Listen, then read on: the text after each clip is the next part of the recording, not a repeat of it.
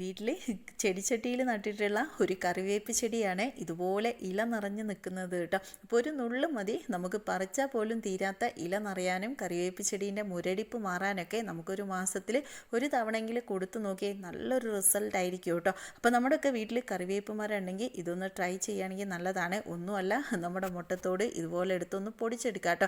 മിക്സിയിൽ പൊടിച്ചെടുക്കുകയാണെങ്കിൽ കുറച്ചും കൂടി നല്ലതായിരിക്കും. മിക്സിക്കും നല്ലതാണ്. നമ്മുടെ ഈ ഒരു കറിവേപ്പ് ചെടീൻ്റെ മുരടിപ്പ് മാറി കിട്ടും ചെയ്യും കേട്ടോ. അപ്പോൾ നമുക്ക് 9 ഇഞ്ചിൻ്റെ ചട്ടി എടുത്തു, മണ്ണിട്ടു, എന്നിട്ട് അതിൻ്റെ മുകളിലേക്ക് കിച്ചണിൽ വേസ്റ്റ് ഉണ്ടെങ്കിൽ അതെടുക്കുക, ഇല്ലെങ്കിൽ പ്രശ്നമില്ല.